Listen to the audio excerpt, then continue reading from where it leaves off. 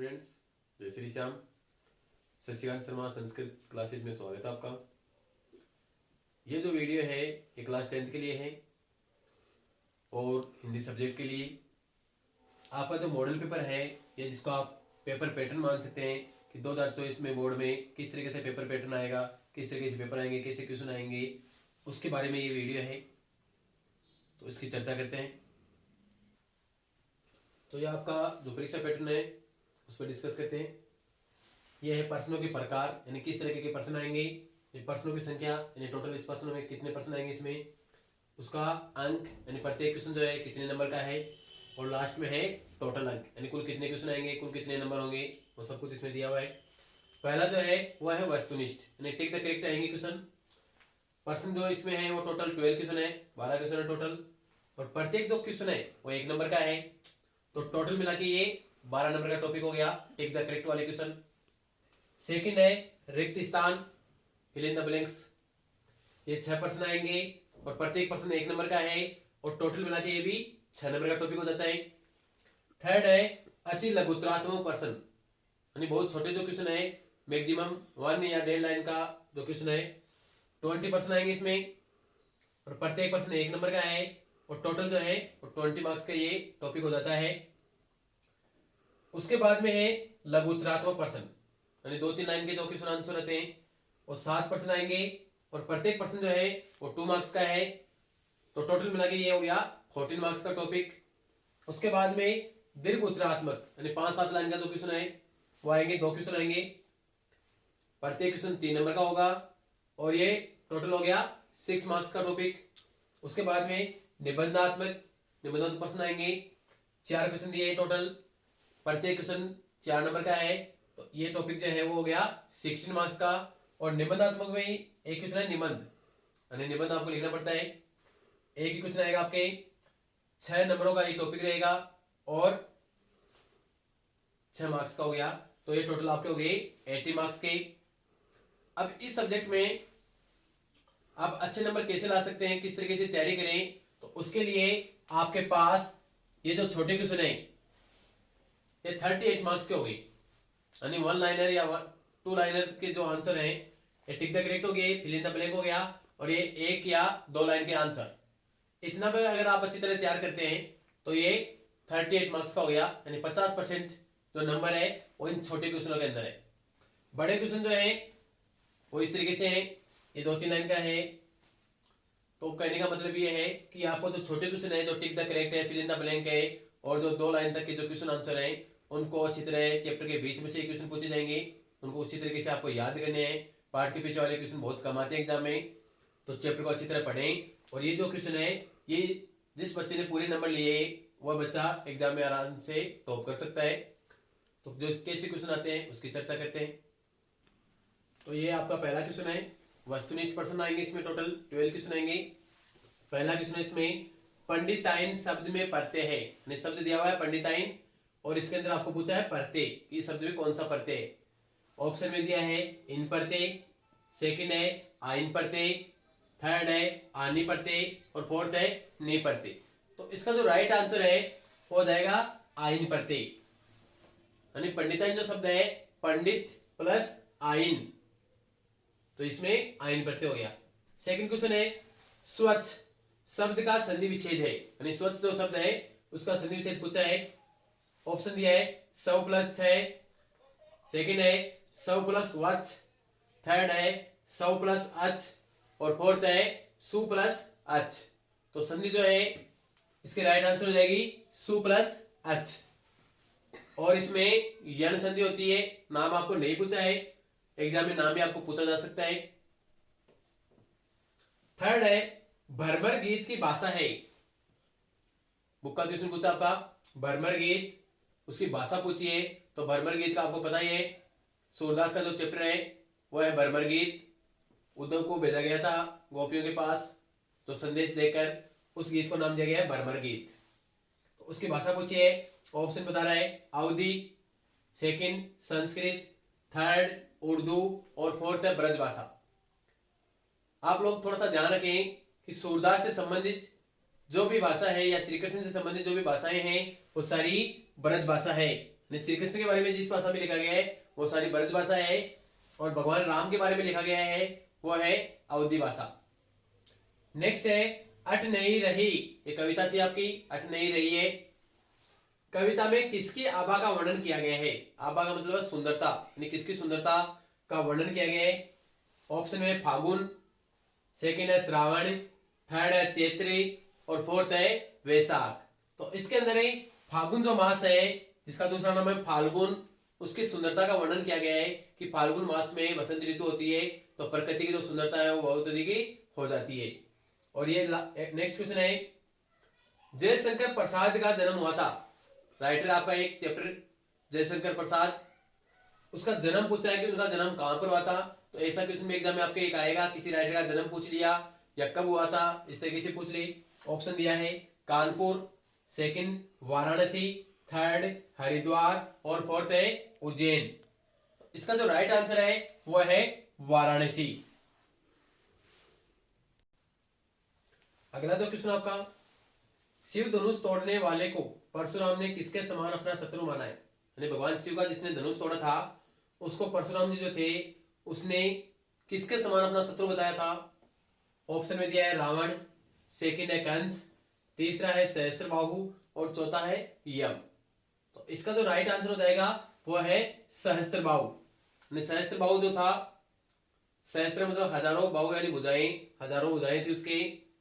तो यह परशुराम जी का सबसे प्रमुख शत्रु था और जिसने शिव के धनुष को तोड़ा था उसको भी उसने सहस्त्रबाहु के समान बताया था। सेकंड क्वेश्चन है, शहर के मुख्य चौराहे पर किसकी प्रतिमा लगी थी? आपके चैप्टर है, एक शहर है उसका मुख्य जो चौराहा है वहां पर एक प्रतिमा लगी हुई थी, मूर्ति लगी हुई थी पत्थर की। ये पूछ रहा है कि किसकी प्रतिमा लगी हुई थी वो। ऑप्शन दिया है नेताजी सुभाष चंद्र बोस की, सेकंड महात्मा गांधी की, थर्ड लक्ष्मीबाई की और फोर्थ है सरदार वल्लभ भाई पटेल की। तो आपको पता होगा कि आपके चैप्टर में किसकी मूर्ति थी वो? नेताजी सुभाष चंद्र बोस की मूर्ति थी वो। नेक्स्ट क्वेश्चन है, यही सच है, ये कहानी है या कहानियों का संग्रह है, उसका राइटर पूछा है कि ये कौन सा राइटर है जिसकी रचना है ये। ऑप्शन में है यशपाल, सेकंड है यतीन्द्र मिश्री, थर्ड है मनु भंडारी और फोर्थ है रामवृक्ष बेनीपुरी। इसका जो राइट आंसर होगा वह है मनु भंडारी। अब कहीं कंफ्यूज होने की आवश्यकता नहीं है कि लेखक पूछा है तो मनु भंडारी तो लेखक थी नहीं, लेखिका थी। क्वेश्चन इसी तरीके से दिया हुआ है, इसमें आपको केवल लर्न करना है कि ये किसकी रचना है, इसका राइटर कौन है, इस तरीके से आपको ये भी लर्न करना है। नेक्स्ट है लखनवी अंदाज, चैप्टर का नाम था आपका लखनवी अंदाज। लेख के माध्यम से कवि ने किस पर व्यंग्य किया है? यानी जो राइटर है उसने इस चैप्टर के माध्यम से किस पर व्यंग्य किया है? ऑप्शन दिया है कवियों पर, सेकंड है नवाबों पर, थर्ड है स्वयं पर और लास्ट है नई कहानी के लेखकों पर। तो इसका जो राइट आंसर है वो होगा नवाबों पर। यानी नवाब जो है उनके ऊपर इस चैप्टर के अंदर व्यंग्य किया गया है कि नवाब जो है वो किस तरीके से झूठा दिखावा करते हैं और किस तरीके से अपना दूसरों पर रोक जमाना चाहते हैं। अगले जो प्रश्न है वो इस तरीके से है, मानव संस्कृति है, यानी मानव जो संस्कृति है, आपके एक चैप्टर है सभ्यता और संस्कृति, उसमें से लिया गया है। तो इसमें पूछा है कि संस्कृति कैसी है मानव की? विभाजित यानी बांटने योग्य या बटी हुई, अविभाजित जिसको बांटा नहीं जा सकता, विनाशकारी यानी विनाश करने वाली और प्रलयकारी यानी प्रलय करने वाली। तो इसका जो राइट आंसर है वो हो जाएगा अविभाजित, यानी मानव की जो संस्कृति है उसको बांटा नहीं जा सकता। नेक्स्ट क्वेश्चन है, मेहनत कश बादशाहों का शहर कहा गया है। एक चैप्टर आपका जो सेकंड जो बुक है उसमें से लिया गया है क्वेश्चन कि मेहनत कश बादशाहों का शहर किस शहर को या किस सिटी को कहा गया है। ऑप्शन है गंगटोक या गंगटोक, एक ही नाम है दोनों, जयपुर, थर्ड है लखनऊ और फोर्थ है हैदराबाद। तो इसका जो राइट आंसर होगा आपको दिख ही रहा होगा कौन सा राइट आंसर। कहीं जयपुर शहर के समझ गए, जयपुर आंसर इसका नहीं करना आपको। इसका जो राइट आंसर है होगा गंगटोक। गंगटोक और गंगटोक एक ही नाम है। नेक्स्ट क्वेश्चन है, पिताजी तारकेश्वर को प्यार से कहकर बुलाते थे, यानी पिताजी जो थे वो तारकेश्वर को प्यार से क्या कहकर बुलाते थे वो आपको पूछ रहा है। पहला है नेमिनाथ, सेकंड है भोलानाथ, थर्ड है वेदनाथ और फोर्थ है सोमनाथ। यानी सबके अंदर नाथ दिया है कंफ्यूज करने के लिए, और आपका जो राइट आंसर है वो होगा भोलानाथ। तो ये थे आपके total 12 question. Take the correct में आप फिल इन द ब्लैंक तो है उनकी बात करते हैं।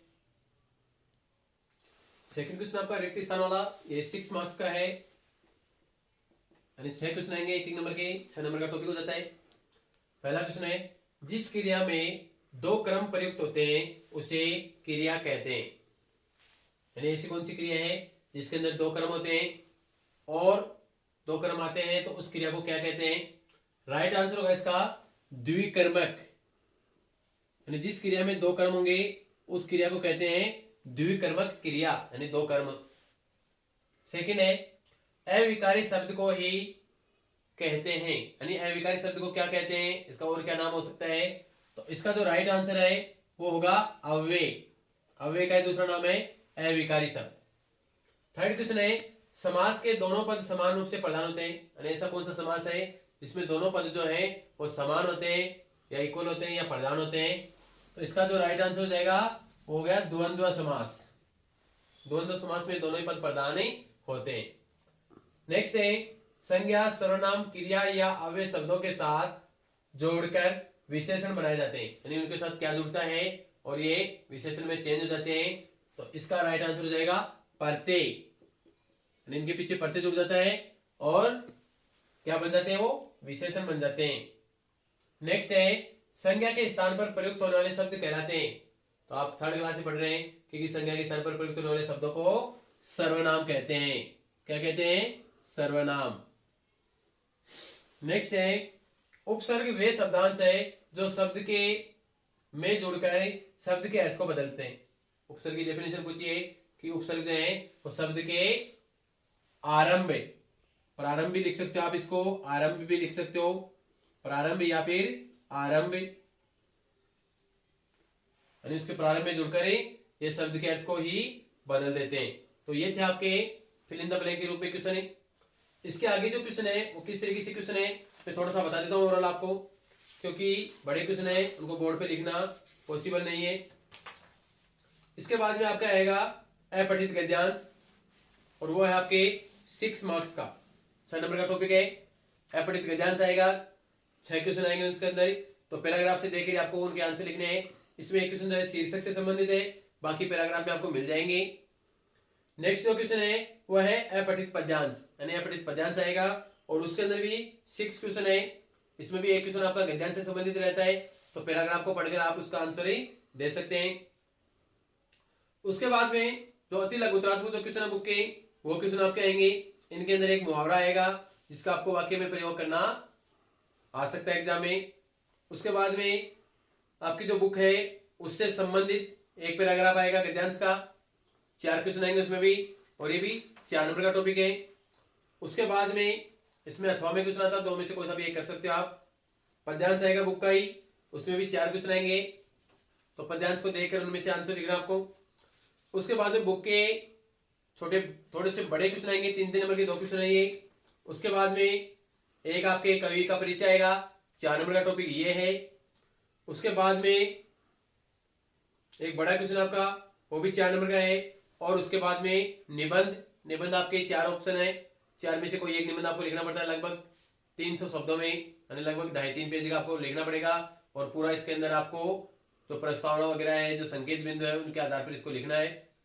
उसके बाद में निबंध में थोड़ा सा ध्यान ये रखना है कि उसमें पेज काउंट नहीं होते कि 3 पेज लिख दिया, बड़ा लिख दिया तो पूरे नंबर देते हैं, या कम लिखा तो नंबर कम देते हैं। आप जो भी लिखते हो उसके अंदर वो मैटर डिपेंड करता है कि आपने कितना अच्छा लिखा, उसके बारे में क्या लिखा है, पॉइंट वाइज लिखा है, अंडरलाइन आपने की है नहीं की, पैराग्राफ चेंज किया नहीं किया, और राइटिंग कैसी है, ये सब कुछ इसमें देखा जाता है। उसके बाद में एक प्रार्थना पत्र है, 2 प्रार्थना पत्र आते हैं, 2 में से एक आपको करना पड़ता है, ये भी 4 नंबर का टॉपिक है। और एक है आपके विज्ञापन, इसमें भी अथवा में क्वेश्चन आता है, तो 2 में से एक विज्ञापन आपको करना पड़ता है। तो ये था आपका मॉडल पेपर। बाकी के जो क्वेश्चन है ये आपको टेलीग्राम ग्रुप में आपको मिल जाएंगे, और टेलीग्राम का अपना जो चैनल है वो है शशिकांत शर्मा के नाम से, उस पर आप सर्च कर सकते हैं, वहां से आपको इसकी पूरी PDF मिल जाएगी। अगर आपको वीडियो पसंद आया हो तो लाइक करें, शेयर करें और चैनल पर अगर नए हैं तो सब्सक्राइब करें, और कोई भी प्रॉब्लम आपको तो वो कमेंट करते रहें। इसके साथ ही आगे से अपने जो कंपटीशन जो एग्जाम है, जो रीट है, उसमें जो लैंग्वेज आती है, लैंग्वेज 1, लैंग्वेज 2, जिसमें हिंदी संस्कृत लैंग्वेज हो सकती है, चाहे वो लेवल 1 का हो यानी एसटीसी वाले हो, चाहे लेवल 2 के हो, वो क्लास भी धीरे धीरे शुरू करने जा रहे हैं। तो आपके कोई भी जानकार में ऐसा हो जो लेवल 1 और लेवल 2 में संस्कृत सब्जेक्ट जिसके लैंग्वेज में हो, वो भी आगे वीडियो क्लासेज देख सकता है। Thank you. जय श्री श्याम।